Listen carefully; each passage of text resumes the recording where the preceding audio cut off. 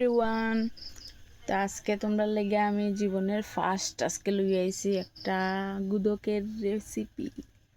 তো আমরা বাঙালি বস, আমরা গুদক না খাইলে পেটের ভাত হজম হয় না। গুদক তো খাওয়াই লাগবো। আর আমরা গরো গুদক থাকতেই লাগবো। ধরো 1-2 দিন পর সপ্তাহ 2 দিন বা 3 দিন তো এটা মানে থাকেই। তো যাই হোক, তোমরা দেখতে থাকো।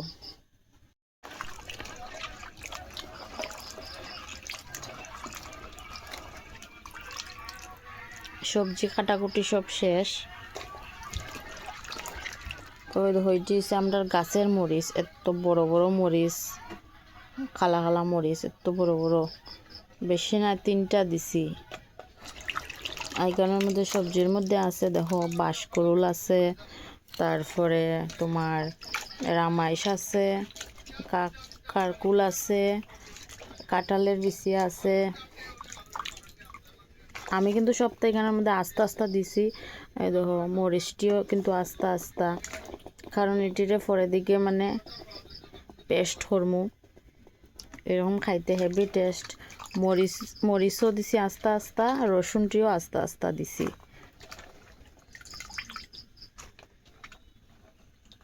কারণ শীতলটিরে দইলে রামবালা কইরা, কারণ এটি শীতলের মধ্যে অনেক নোংরা থাকে, এটি ভালো করে দইতে লাগবো।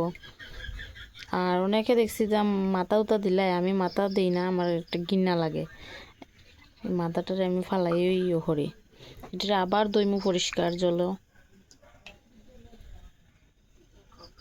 আমি এখানে 6টার মতো শীতল দিছি।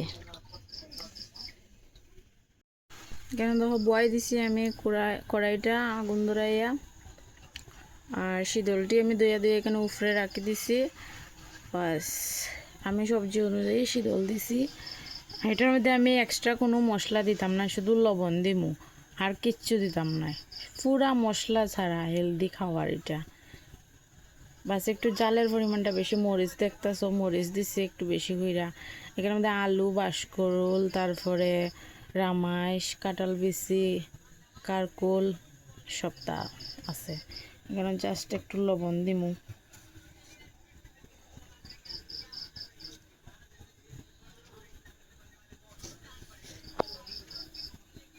এদিকে দেখো আমার ভাত হয়ে গেছে, গুদকের সবটা রেডি করতে। দেখো আমার গুদক রেডি, জল টল একদম কমিয়ে আইছে, সবজি একদম সব কিছু একদম সিদ্ধ হয়ে গেছে। এখন এটিরে পেস্ট করার পালা। পেস্ট বলতে কি তাই, এটিরে একটু গুটানি লাগবো আর কি। তো এরকম করিয়া খাইতে মানে গুদকের টেস্টটাই আলাদা হয়ে যায়। যাই হোক, এখন ফাইনালি এটিরে গুটানির ফালা। তো দেখো আমরা বাড়ি কোনো গুটানির ডান্ডা উন্ডা নাই যদিও, তো আমরা গ্লাস দিয়েও খাম চালাইলাই, আর হাতের জোরে খাম হয়ে যায়। তো এইটিরে এরকম গুটাইলে পরে যে টেস্ট হয় তা খুঁয়া লাভ নাই, এটা যে খাইছে এই হইতে পারবো এটার স্বাদ। তোমরা খেয়ে খাও, এরকম করিয়া খুঁইও আমারে।